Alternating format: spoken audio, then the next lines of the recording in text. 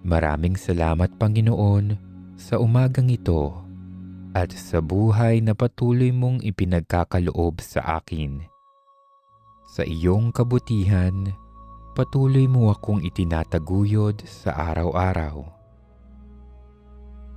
Binubuksan ko ngayon ang aking sarili, ang aking puso, at ang aking buong diwa upang tanggapin ang nag-uumapaw na biyayang iyong kaloob.